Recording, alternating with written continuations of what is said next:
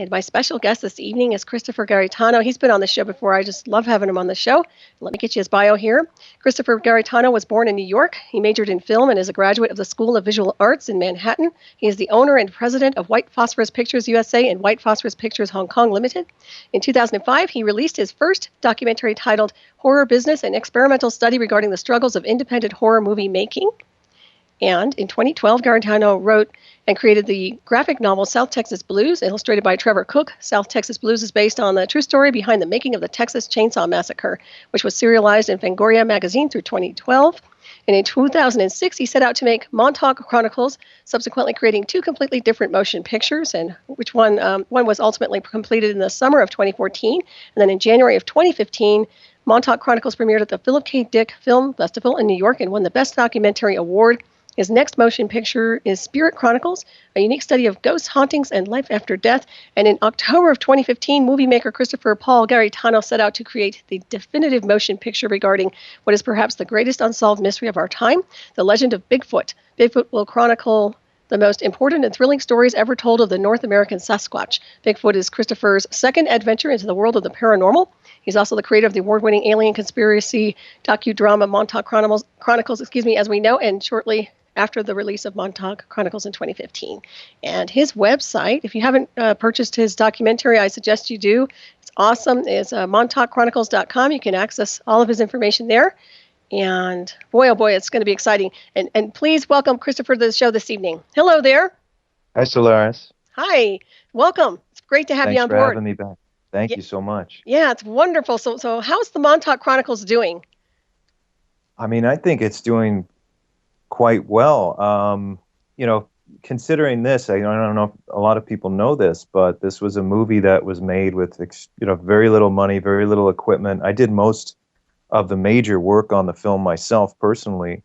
And, outside of the documentary scenes, on location stuff and the interviews in the homes with the subjects and Alfred Bielek and Preston Nichols and Stuart Swerdlow, most of that was shot in a basement. And when you're using particular lenses, you can make a room look bigger or longer. And that's really, because I'm well versed in my own craft, I was able to really work within the constraints of the budget. Mm-hmm. And so for a movie made like that, and there aren't many made like the way I made it with the budget that I made it with, that have gone too far at all.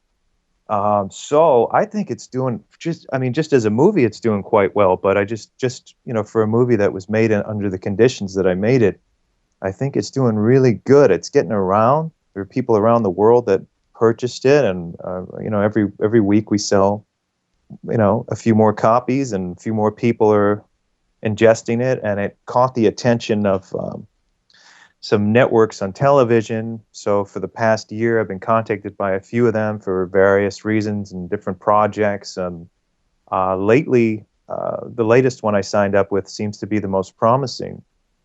And it's a really good production company. I like them a lot. We have ideas in common, and so we're developing kind of a spin-off of the movie, because that's what inspired them to contact me and want to do their version of the show. And now I'm an executive producer of this new project, and we'll see where it's going. But honestly, I don't even think Montauk Chronicles has had its day in the sun yet as a picture. I mean, I'm back in this business. It's tough because I've been learning the business itself. I'm an artist primarily, but at the same time, for you to protect yourself as an independent movie maker, you really need to know the business end of things. You can't just throw that away and leave it up to somebody else, because you're going to get taken advantage of. It's just the way it goes. There are too many. There are a lot of good people in this business, but there are a lot of bad apples out there, and if they catch wind of that you don't know anything about the business, that's their opportunity to take advantage. So you really need to know. So I've learned a lot about the business, and ever since I went to Hong Kong and to the international film market and all this other stuff. So, we had a really huge distribution deal set up for Montauk, 4 months in the drawing of the contracts. And ultimately, I pulled the rug from underneath it only a few weeks ago because these people were not genuine in regard to the contract. Now I'm finally talking with a company that is great, a guy I can trust that I've known for a while, and I've always wanted to work with him. And so now we're kind of transferring everything over, all the hard work and all the ideas that we had at the other place, now to this new company. So Montauk will be distributed. It'll be out there. It's a bit of a delay because last minute I just was not going to allow someone to steal from me. I just refused. It was my choice, and I demanded to get out of the contract. But it's all positive, you know. I mean, I'm just giving you a little window into the Well, I'm world glad of you did. independent movie making. No, I'm actually glad you did, and it's so good to use discernment because, yeah, there are people out there who would literally take advantage of something like that. You've worked so hard on it, so yeah, you don't want to get ripped off. I don't blame you at all. And I like the Can't. idea that you're an executive producer because that gives you more, I would say you have more power over a lot of what goes down. Over the show, yeah, I Mhm. actually Right. have. I mean, you know, they were consulting with me just a few days ago because they're going back and forth with the network. I won't say who it is yet, but it's, you know, they've worked with the network before, and they were asking me for notes. So I wrote a really good outline of what I think the show should be, and basically, this show is using, you know, the experiments at Camp Hero and the ideas put forth in my movie and my own investigation as the nucleus, and then trying to discover, because remember, yeah, okay, this incident occurred at Camp Hero, but please don't forget that these things were happening all over. And this idea wasn't new in 1973. It was an ongoing thing. So using those experiments as the nucleus, looking at related projects that were happening around that time or before, and why all of those experiments were happening. How did they come to fruition, and how are they being applied on us today? Now, this Mhm. isn't, you know, those ideas have been in other shows like, you know, conspiracy theory, but conspiracy theory was very scripted. I like the fact that they put the ideas out there, but it was a very scripted, you know, show. It was very rigidly, you know, kind of, I don't know, not real. And I think, and I know just as a filmmaker, I know there's a way we can do it, and we can keep it serious, and Mhm. we can discover things as we go too, just getting coverage. So I offered these ideas to my co-producing partners, and they have the same feeling about it, and they want to do the same thing. So if this goes through, and it looks like it is, I mean, we keep moving into the next phase and the next phase, but if it goes through 100%, it's going to be a really good show. You'll actually, you know, on the subject matter that we're all interested in and trying to discover and understand.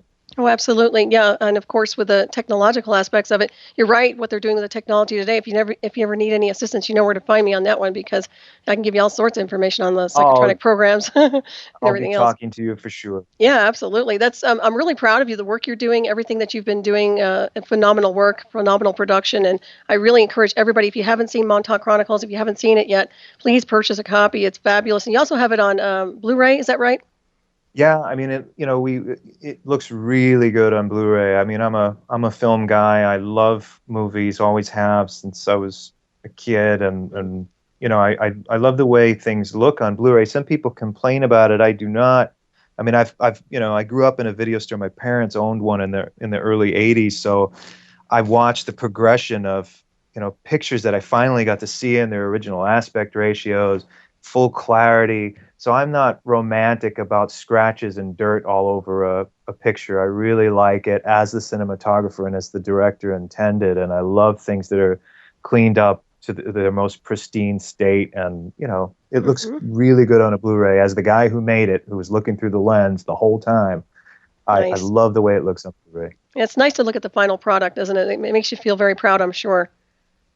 You know, I was happy with it. That's why it's out there. I Hmm. made two movies. The first movie that I made, you know, I wasn't working on the movie that's out there right now for 9 years. I was only working on it for two. The other movie that I made, I worked on for quite some time in between other projects, and I just wasn't happy with it. I was always struggling with it. I could never find uh, uh, what I was looking to say with it 100%. I was there were reasons for that too. There was conflict behind the scenes with my partner at the time, who we were you know, it was a partnership. The film was a partnership, my producer and myself, and it just wasn't going well. And you know, he was having issues in his own life, which brought a lot of tension, and I was having issues in mine. So it was a project that was destined to fall apart. Hmm. Right. Yeah, So chemistry is everything. There's no doubt about that. Yeah. That's good. Well, it all worked out for the best because now you've got a wonderful product and a great opportunity, and I'm really excited to look down the window and see what's going to happen there with this whole Montauk adventure that you're going on. So that'll be interesting for sure. And I wanted to talk about this documentary you're working on with the Bigfoot. Let's discuss this.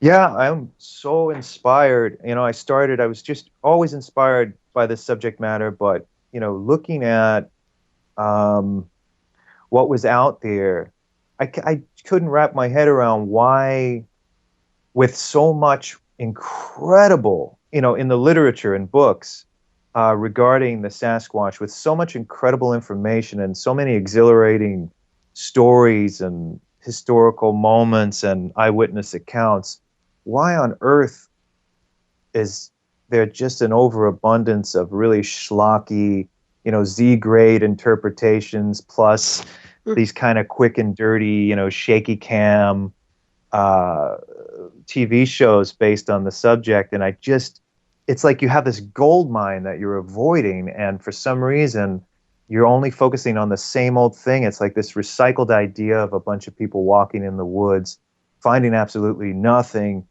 I don't know. That's not exciting to me, especially when there's this gold mine of information and history that you can dip into and interpret in the work and show to the world. So that was the basis of my inspiration to make this movie that I'm working on. I'm calling it Bigfoot because I just feel like it's the most appropriate, solid title for what I'm making, because I'm starting at the beginning. I'm actually starting with the birth of the planet and the creation of cellular life, and then into the ice ages, and suggesting that something primitive survived, some ancient being survived the ice ages.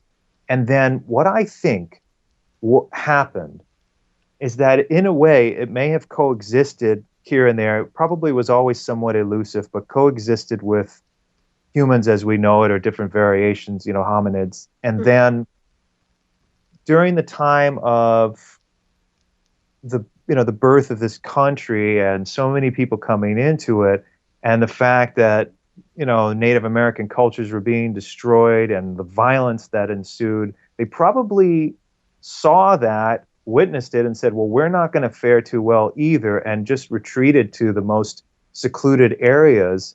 And I also disagree with a lot of people who refer to them as like these kind of, I don't think animals are mindless, but they have a different mentality than the human mentality.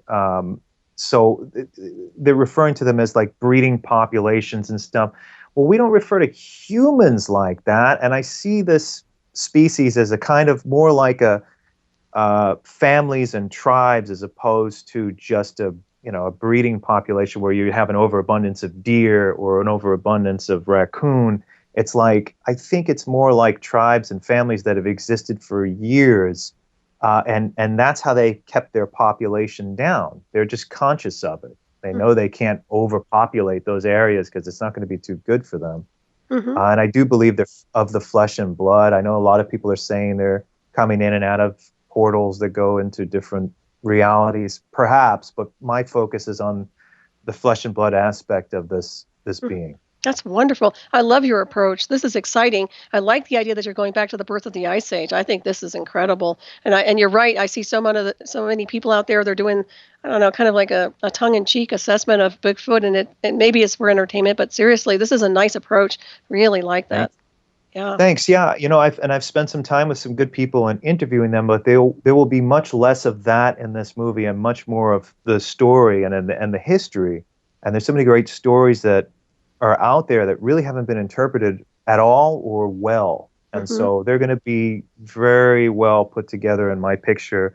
And it'll be a perspective, because I think another thing is a lot of people look at this creature, or any creature in the forest or any kind of wilderness, with their own perspective. A lot of people have a hard time removing their perspective. In other words, everything we've been exposed to, this species or any other species in the wilderness has not. They've only seen us from a distance. They've only seen our technology, if at all, from a distance. So it's not like they know what we know, and they're out there. So I want to establish that perspective of something was born and has known the forest. So your senses are going to be very different than humans who are in a techno funk and who are walking through the forest after being in their techno funk and building a campfire, which obscures everything else at night, and only walking around the woods kind of. The animals and the creatures that live in the forest have a completely different perspective, and I'm trying to imagine that to the best of my ability and then establish that in the movie for the audience with sound and picture. And I've been experimenting a lot with a lot of microscopic cinematography, removing tree bark, finding different things in the forest, and then shooting it under, a hugely amplified underneath a microscope, and then manipulating those images. There's a little bit of that in the sneak preview, but the more so, like trying to establish a different sight, a different sense. These are things that I'm applying to this film. Oh, yeah, that's wonderful. It's almost like you're seeing through the eyes of Bigfoot. Are you going to treat it like that? At times, yeah.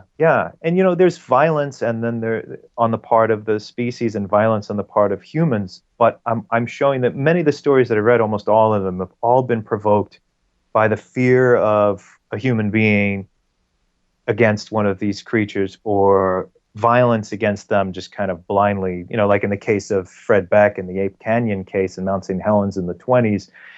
They saw this thing looking at them from behind a tree, which inspired me to illustrate that poster that I put out there. And the first thing that they thought to do was just shoot it.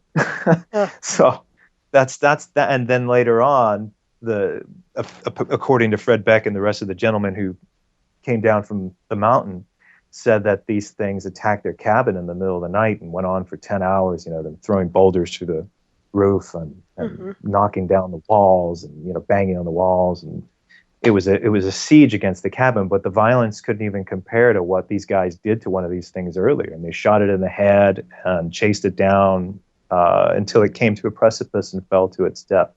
So that's going to be, I'm actually interpreting that whole story for the movie. Oh, you are? Wow. Yes. That's powerful. Yeah, it's really a shame that people do that. That they just don't think before they just shoot things in the forest. Well, we don't face a lot of what we are.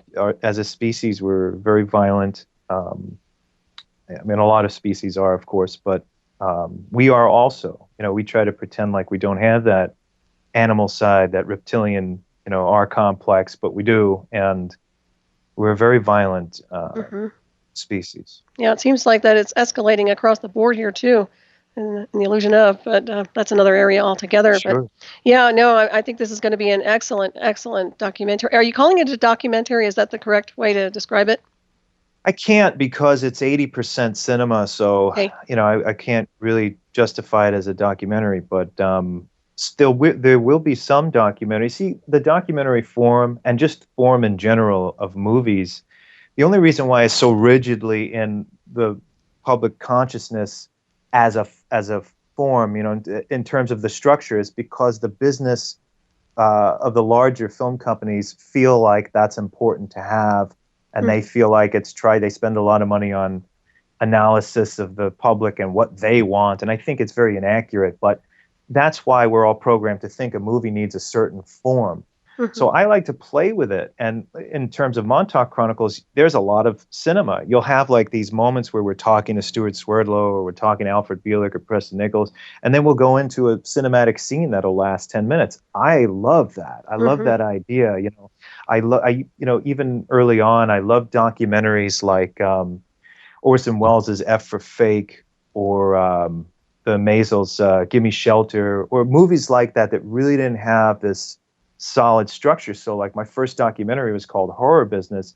I was excited to make a movie that didn't really tell you exactly how to feel about it. It was letting these images come into your mind and let you contemplate it, and maybe perhaps go back to it and watch it again. But sometimes people are just so programmed to think a movie needs to be built a certain way in the editing. But I think, as time goes on, people will have more of an open mind to not having to define what it really is, and just be open to the experience. I agree. And also, it doesn't hurt to watch the film several times over, because nobody catches everything the first time around, in my opinion anyway. It's always good to go back and just kind of absorb everything on a multi-layered level. Oh, I love rereading books and I love rewatching movies, when they're good. I mean, Mhm. I love experiencing a movie. I see new things all the time. I mean, Stanley Kubrick and even Quentin Tarantino, like they have such rewatch. Martin Scorsese. I'm just like blurting out a few filmmakers that you could just kind of rewatch their movies over and over again. But every time I watch one of their films, especially even Tarantino's like last three films, there's something new that I catch every time. Mhm. So I love kind of discovering new things. I love Herzog's documentaries. I watch those all the time, over and over again. Mhm. So, because you can't catch everything. There's so much in there. That's right. Yeah. No, I agree with you on that. It's there are messages in there too. I mean, not to be confused with the Illuminati stuff, but literally there's a lot of layering going on and a lot of depth. And when you can capture that, when you can see that through a production, that's quality film.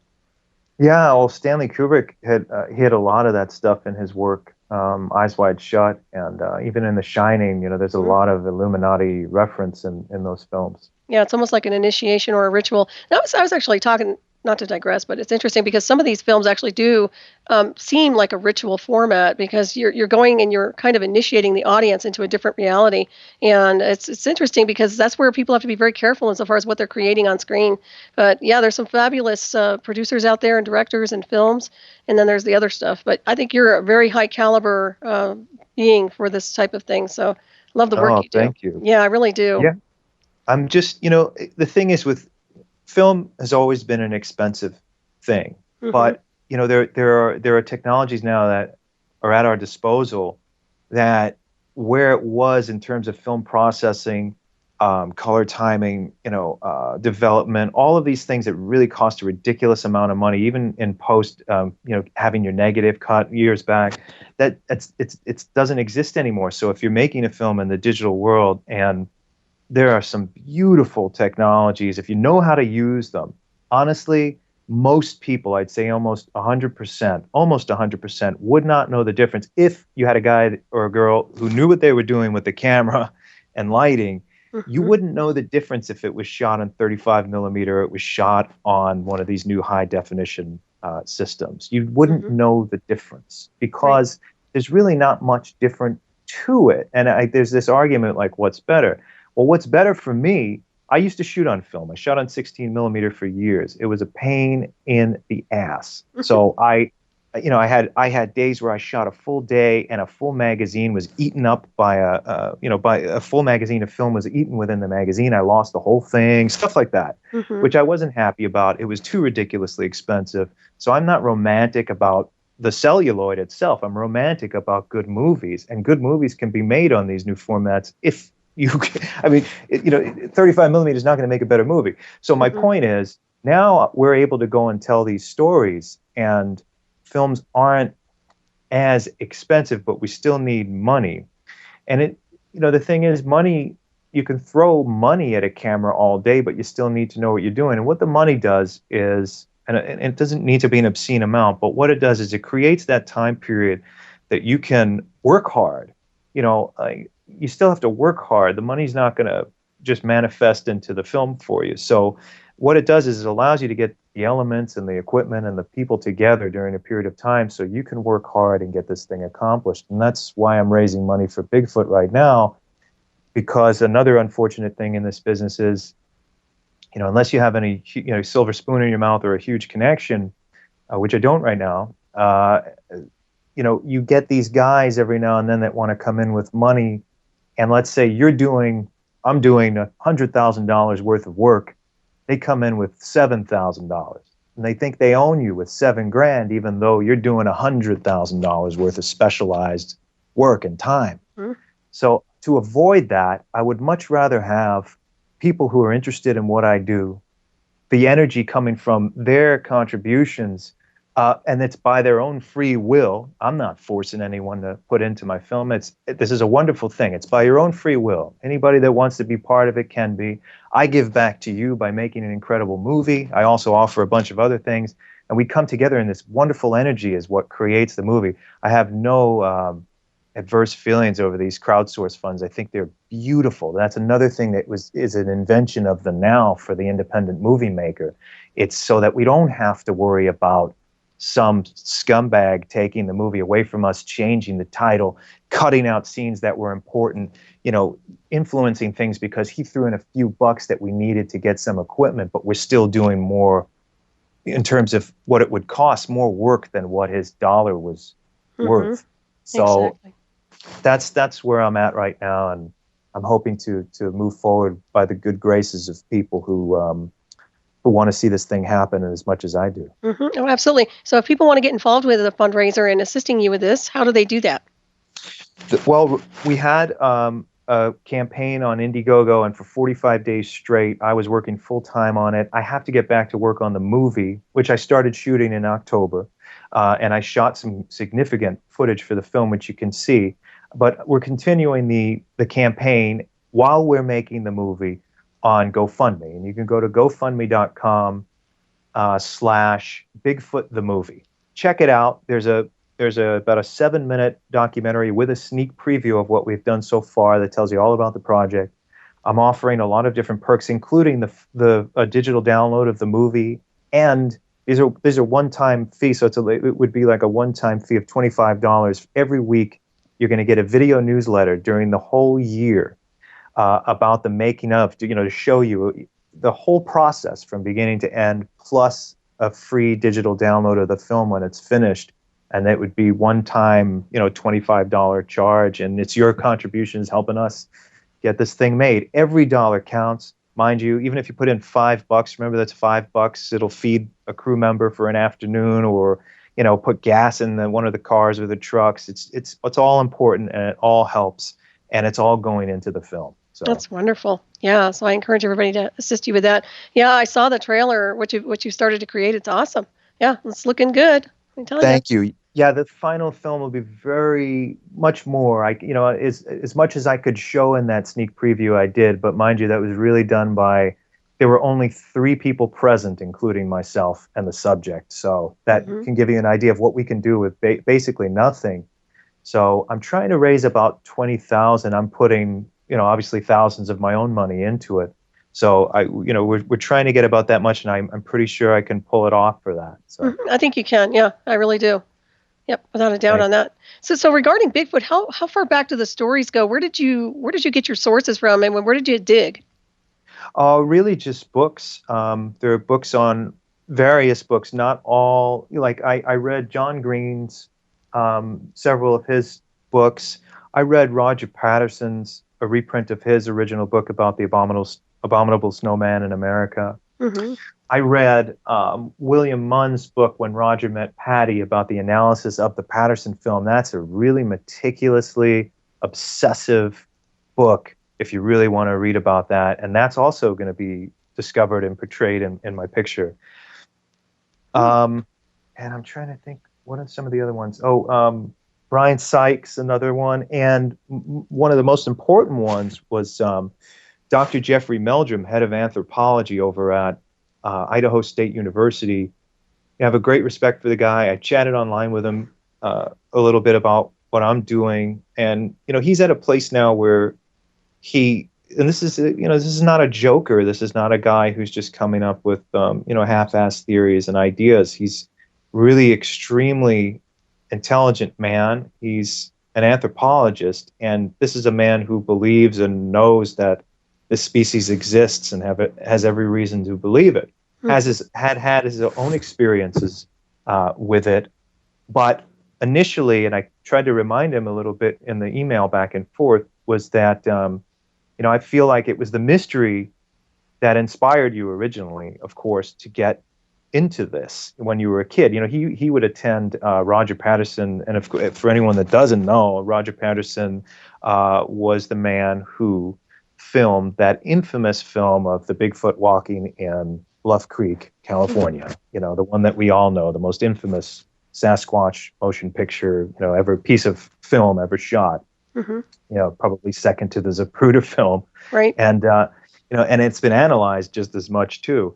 But yeah, I mean, he used to attend Patterson's seminars, Jeff Meldrum, and so I think his initial reaction when I was talking to him was, you're making a horror movie. I said, I'm not making a horror movie, and I'm not going to be bashful or apologize for suspenseful cinema. If you can't, if you're not interested in that, that's fine. But it has a huge significance in our world. But the thing is, every story that I've read, every classic story, was suspenseful, including Roger Patterson's book is full of these stories, all of these incredibly thrilling and suspenseful tales, because it's the unknown. And that's what got Meldrum involved in the first place. It's what sparked his imagination. Many years later, now he's an anthropologist, and he has an adversity to, and rightfully so, because this is where his mind is at right now. But he wants it to be seen more as like a Diane Fossey situation, studying the mountain gorilla, or Jane Goodall, chimpanzees. And I admire that. But for us to get there, and this is basically the structure of my film, is that for us to get there, we have to, for an audience, first of all, assume our audience doesn't know everything about this, does not know the history. I cannot just make a movie for a few people that, have already read everything. That's not why I'm here. I'm here to make things that are available to everyone. So if they want it. So I'm here to make things that I'm interested in. What I'm interested in is the history has never been laid out in a motion picture before. So I want to take you back to an ancient time, back to the campfire story, and back to that mystery.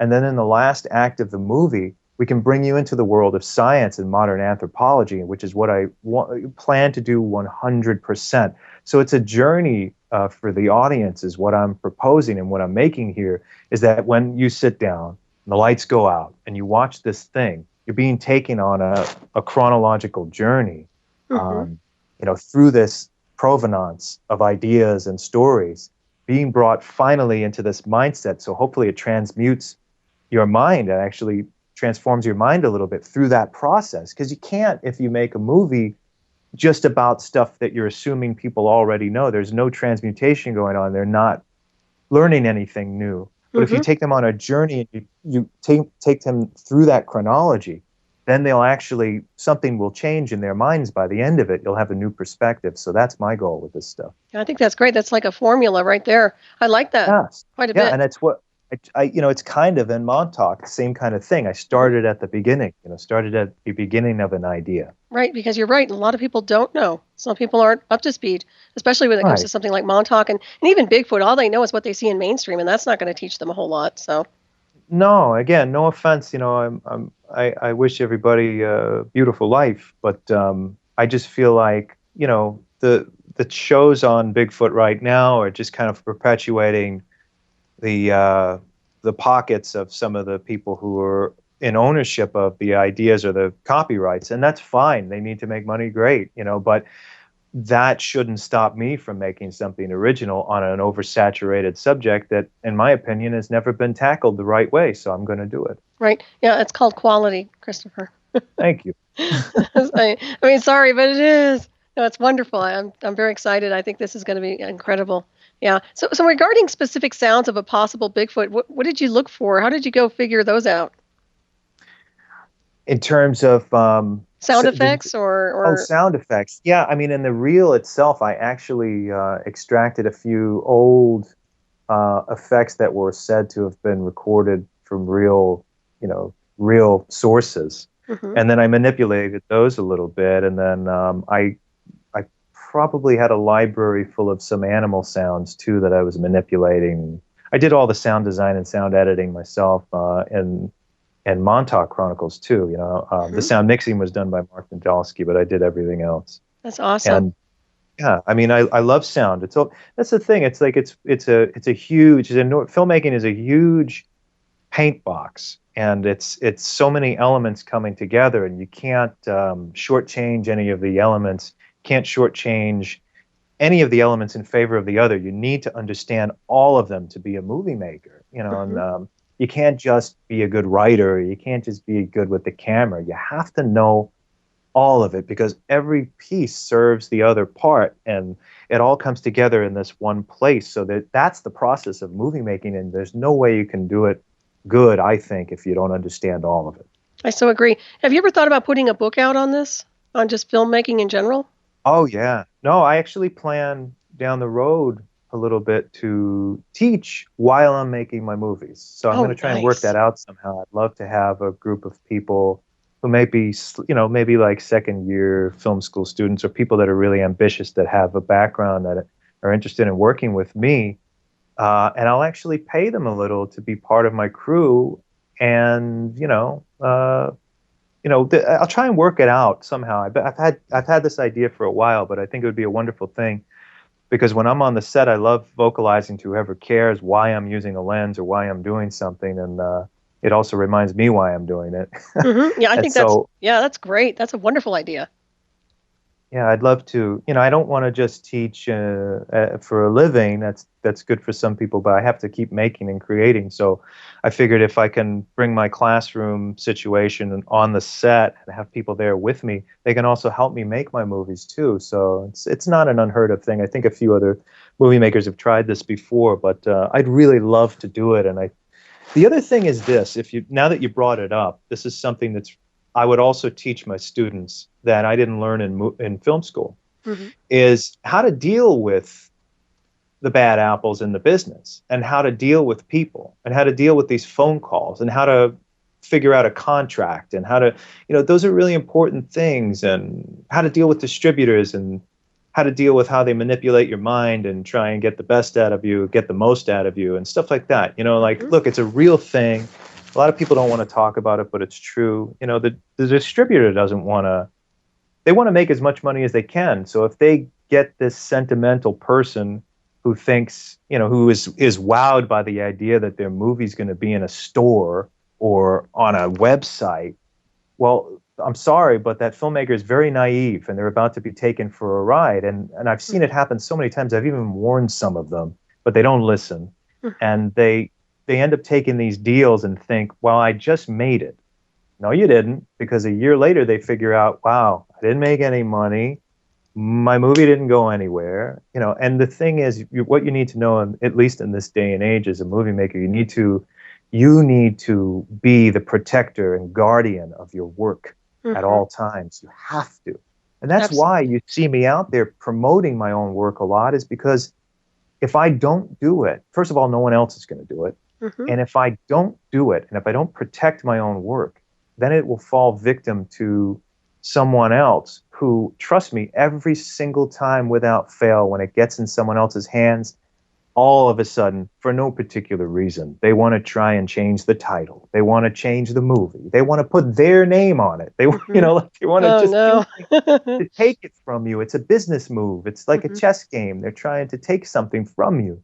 So, you have to almost create this new entity within yourself to protect the artist. You can't just you can't just be the artist. You have to be another person that comes forward and guards yourself. So these are things I've learned in the past Hmm. couple of years. I think that's good advice. That goes for authors too. I mean, I run into the same problem, with being Yes, a published author. You literally have but to that's an protect your artist. work. They're all artists. Hmm. Anybody, even Right. a chef is an artist. Anybody doing Hmm. anything, creating something new in this world, to me, it's an artist, not just someone who draws. Hmm. Right. Yeah. No, it makes perfect sense. Yeah, I agree with you on that one. There should be a book on smarts, how to deflect all these weirdos, control freaks. Yeah, it's very Well, interesting. like, what I'd really like to do is for the independent movie maker or even anybody else that I could try and, help, is that I'd like to create a situation for independent movie makers first and foremost where I'm telling them, set up a really good deal for them, get my overhead back, whatever else I invest in, and then give them a really good deal and protect them from people like this, and hopefully shut down some of these guys who are taking advantage, because Hmm. they really are. Trust me, I've had encounters with them, called them out for what they were doing, and they are not good people. They are looking to take as many independent filmmakers for a ride as possible. Do not be sucked in by the idea that your movie is going to be sitting on some store shelf, because that's not what is going to make your movie a success. It will not make or break you. Trust me on this. I have TV stations and stuff contacting me, and I have been independent with Montauk Chronicles all the way. So anybody that tells you that your career is going to be over if you put it out yourself, it's an absolute 100% lie. It's a lie to take money from you. Hmm. Absolutely. And with the type of work that you put out, it's such high quality. Yeah, you don't want to muddy it up with all these people that infiltrate in for their own personal agendas. There's no doubt about that. Yeah. Have they really tried to change the title? Oh yeah, well, I had a deal with England and a company in England, and they wanted to change the title. I said, "For what particular reason do you want to change the title?" They couldn't answer my question because the reason why they're trying to do that is for copyright reasons and for a way where if they change the title, if they change the title and approve it, and then change like the UPC prefix and things like that, like they do here, Mm-hmm. then they have some kind of weird ownership over it and they have it locked up. This is classic stuff, but Mm-hmm. a lot of people fall for it because they're like, "Uh-oh, now I'm caught." What they do is they try and work out a contract with you first. They get you all buttered up. They say a lot of things to you. They try to appeal to your sensitive artist nature, which we all have. I have it, but I caught wind of that a while back, so I really tell whenever I'm. Here's the best advice I could give anybody out there that has an indie film that they're about to sign something with somebody. Don't you dare ever talk art with these people. They are businessmen. They're here to make a buck. They're going to try and pretend like they care about your art, but they don't. And so you need to tell them straight up from the beginning, this is a business deal. I do not talk art with you. I'm an artist, but I don't speak about it with you. The film has been made. So let's talk about when I'm getting paid, how much, and it's all business. Don't discuss art with them. That's how they get you. So I'm just trying to give you the best advice. I think that's great advice. I wish you'd put a manual out. Like I said before, that's something you might want to consider down the road because people do need to be up to speed on that. A lot of people are naive. Sometimes we just think everybody's as nice as we are deep down, and that's just not the case, unfortunately. So, Not the case, and not in this business. And mm-hmm. again, I am happy to have a partnership with someone who is fair, but a lot of these guys are not. The gentlemen that I'm working with now are fair. Mm-hmm. Everything's pretty solid. They've done things that just reveal to me after having some experience in this world that they're good people. And also the gentleman that I'm now bringing Montauk to for distribution, I've known about him for a long time. He put out some great movies in the 90s on Laserdisc and DVD, and he really loves the movie, and so we're finally working together, and I think Montauk will have a wonderful release because of myself and this guy. Mm-hmm. So. Certainly sounds that way. Have you thought about a companion book for Montauk? You mean a making of? Yeah, I love that stuff. We're doing one for Bigfoot for sure. Good. I love those books. I have a huge collection of those actually. Yeah, me too. I think that would be awesome if you did that. Yeah, no, I'd love to do one. I'm actually also speaking with a couple of different comic book artists to do origin stories and stuff for graphic novel form, Mm-hmm. and that would be my second venture into the graphic novel world for Montauk Chronicles. Do a Montauk Chronicles like origins of Jack Pruitt, origins of how the alien hybrids were made, all of these ideas, and the likeness of my film interpretation in a graphic novel form too. That's nice. Did you say you were going to convert it into a comic though? Yeah. Cool. It would be like several chapters. I used to love comics. I still like them. Yeah. Yeah, well, they're sophisticated. A lot of them are adult stories and ideas, and I think it's an art form that is still very young, and let's see where it is in 50 years from now. It might be as respected as classic novels. I think it is in some cases right now. Seems like it's timeless with the comic books. They kind of live on forever. Sure, and they evolve. There's so many comics and different types of them now, that speak to people. It's like movie making to novels to painting. It's all a different form of art. Mm-hmm. Right. So what pulls your spirit in these areas for film and specific? It seems to me like you're into a lot of the supernatural world to some degree, but what really moves your spirit and guides you in these directions? You mean that like what keeps me what interested pulls your in interest? the subject? Yeah. What pulls your interest in those areas? Oh, I mean, my dreams. I had a dream last night. It was insane, and so I wake up from those dreams every day, and a lot of what you see in Montauk Chronicles, especially in those psychedelic scenes of mind control and torture, are from nightmares that I've had, Mm-hmm.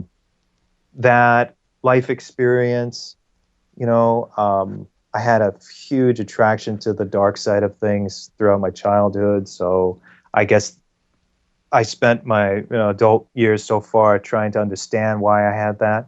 Hmm. And now I appreciate it for history and information and the aesthetic value of it, as opposed to me kind of overindulging it many years ago. Um, the history of all of this is just so interesting to me. And I don't know, for some reason, one way or another, this has always been my interest since I was old enough to read a few words. Hmm. It's kind of like you were guided. It's very interesting. You say you have nightmares. Did you start getting those nightmares when you were kind of working on the Montauk, or was it before that? Well, I've always had them, Okay. very elaborate dreams every night, but I for sure, since I've been working on Montauk, there have been, or at least I've been conscious of the elements of them. There have been very, um, I guess, dreams that would fit within this world of mind manipulation, experimentation, human experimentation, things like that. Hmm. That kind of really heavy stuff. I mean, my dreams aren't bad every night, but I have a lot of very bizarre dreams, and always had those. Yeah, well, there's a lot going on in multiple world realities too, and if you're sensitive at all, you can access a lot of that data. But there's always manipulation going on, in my opinion, anyway, with covert mind control and technological feeds. So, and it's all related to radio signals and frequency, but that's another scenario. I was just No, curious about that. I've had experiences since I've made Montauk, very heavy ones. But again, I think it's because, and and and I know you're going to understand what I'm saying, is that, and people in the audience will understand what I'm saying, is that unfortunately, the more conscious you are of what's going on or what might be going on, the heavier it gets. So in my case, the more conscious I was about the mind manipulation, the more conscious I was about what could be invading my space and Hmm. my world, the heavier it would get at night, the heavier it would get in my dreams. And I was having just extreme bouts of anxiety and paranoia. But almost instantaneously, what I decided to do was, and it's funny because I was reading an interview with Lorraine Warren, uh, and she was talking about specifically possessions and things like that, where she felt you're giving these things power. The more you recognize them, the more you acknowledge them, you're giving them their power. Well, I think the same applies to this mind manipulation because it all falls within the same world in a way. Hmm. Is that I feel like if you focus too much on your defense mechanisms all day, I know people who spend a lot of time, like some people, it's very healthy with the exercises, and they apply it to their lives and it works for them. But other people, it doesn't. And I guess it depends on the person, because some people, they try even harder and they'll be trying these exercises to defend themselves against the so-called mind manipulations or the psychic attacks, and Hmm. it just seems to increase them, and the people just get sick. I've seen people work even harder and end up in mental institutions. Hmm. So when I was at a point where it was hitting me very heavily, and I would go on these radio shows like your own, and then at the end of the show, I would say, by the end of the show, I'd realize I'd said a few things that, who knows, like maybe someone out there doesn't want me to say these things. I would be very paranoid. And so in an instant, what I decided to do was not disbelieve it, but just not acknowledge it anymore. And it Hmm. was within 15 minutes, I was having pain in my chest, pain in my arms, pain in my ankles, just all over my body. I was feeling very sick. Hmm. And then within 15 minutes of me saying, enough of this, I'm done with it, it's over, I'm not even going to, no, it has no power, it doesn't exist, it started to go away. And Hmm. that has been now, I think, about 3 months. And I have not had any issues at all. So I Awesome. think the shortcut to it is to just not acknowledge it, like almost laugh at it. Be like, this is useless. It can't do anything to me. I agree with you on that level too. Yeah, you really have to negate it on a higher level of consciousness, so to speak. But yeah, if people put their intent on something, surely it magnifies. I believe that as well. But mind over matter. There's no Yes. doubt. Yeah, it's Yeah, and very that's, good. yeah, because I think a lot of the thing is, I think a lot of the reason why we're so conscious of all of these defense techniques, and I'm not saying all of them are out there for nefarious reasons, but it could be that whoever's putting the bad stuff out there realizes that the more we're conscious of it, the easier it's going to be for them to infiltrate. So maybe a lot of this stuff is out there on purpose by them, you know, because Right. that's how they think. They think like multi-layered, really sneaky, like a level of sneaky that we don't know, because that's what they are. They're very intelligent, very sneaky, and they don't care, you know, and they know how we think, and they know that we're good, and they know that we have, like, you know, a good intention. They don't care about good intentions. All they care about is their agenda. So Very what true. they're going to do is try and set up a situation where it's much easier for them to infiltrate everybody. You know, I mean, these ideas are out there. Even I know it's being made into a movie now, but a while back, Stephen King wrote this book, Cell, um, which made me very paranoid. I don't know if you ever read it. I don't think I Uh, did. Okay, so it's basically, there's a signal that is shot out through everyone's cell phones or alike devices in the beginning of Cell that in unison makes all of the people. It's from the perspective of the country. I think he's in Philadelphia or somewhere in the beginning, but the main character doesn't have a cell phone, or his cell phone is broken. And anyone that has a cell phone has this signal put into their brain, and they all turn into these raving lunatics. And so the world is like it's ending, and it's being manipulated. And they never really say who did it, but it has this air of this, you know, deeply rooted ancient Illuminati evil that did this thing, or alien even, who knows, or both.